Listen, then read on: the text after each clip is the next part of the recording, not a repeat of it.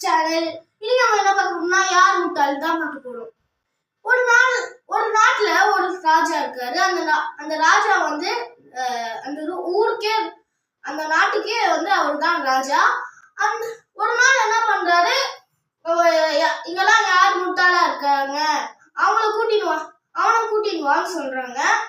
அப்படி கூட்டிட்டு வரும்போது ஒரு ரெண்டு முட்டாள் மட்டும்தான் கிடைச்சாங்க. அந்த மந்திரி சொல்றாங்க, இவங்க 2 பேரும் தான் முட்டாள், மீதி முட்டாள் எனக்கு கிடைக்கல, அதனால இவங்களை கூப்பிட்டு வந்திருக்கேன். அந்த ராஜா எத்தனை முட்டாள் கூப்பிட்டு வர சொன்னாங்கன்னா 4 முட்டாள் கூப்பிட்டு வர சொன்னாங்க. இவங்க வந்து 2 முட்டாள் தான் கொண்டு வந்திருக்காங்க. ஸோ மந்திரி சொல்றாங்க, இவன் ஃபர்ஸ்ட் முதல் முட்டாள் சொல்றாங்க. முதல் முட்டாள் வந்து மாட்டுக்கு வந்து நம்ம வெயிட்டா இருக்கிறது தானே வலிக்கும், அது வந்து அந்த பஞ்சு முட்டாயை வந்து மண்டியில் வச்சிருக்கான், அவனே ஒரு வெயிட் தானே, அதனால அவன் முதல் முட்டாள். 2வது முட்டாள் வந்து அவன் தானே மேல ஒரு தேங்காய் மரத்துல அவனால மேல போய் எடுக்கணும் தேங்காய், ஒரு மரம் இல்ல மரத்தோட அந்த செடியை வந்து மாட்டு கொடுக்கறதுக்கு பதிலா மாட்டை மேல ஏத்துறான். மாட்டு மேல ஏத்த உடனே அவன் 2வது முட்டாள் கண்டுபிடிச்சிடுறாங்க. அப்ப அந்த 3வது முட்டாள் யாரு, இவ்வளவு நாளா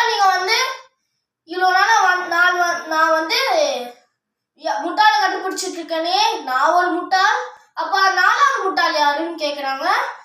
அந்த 4வது முட்டாள் நீங்க தான், ஏன்னா இந்த மக்களே நீங்க முட்டாள் சொல்றீங்களே, நீங்க ஒரு முட்டாள் அப்படின்னு சொல்றாங்க. அப்புறம் வந்து ராஜா வந்து கோவப்பட்டுட்டு அப்புறம் அவனை வந்து 1 மாசம் ஜெயில போட்டுறாங்க. அப்புறம் வந்து ராஜா வந்து தப்பு பண்ணிட்டோம், இவன் சொன்னது கரெக்டு தான், அதனால அவனை மறுபடியும் மந்திரியா வச்சுட்டாங்க. ஸோ இந்த வீடியோல என்ன புரியுதுன்னா, யாரையும் முட்டாள்ட்டு பார்க்க கூடாது. நம்ம ஒவ்வொருத்தவங்களுக்கும் ஒரு முட்டாள் பழக்கம் இருக்கும். So bye guys. அப்புறம் சப்ஸ்கிரைப் பண்ணிருங்க, லைக் பண்ணுங்க, ஷேர் பண்ணுங்க, சப்ஸ்கிரைப் பண்ணுங்க.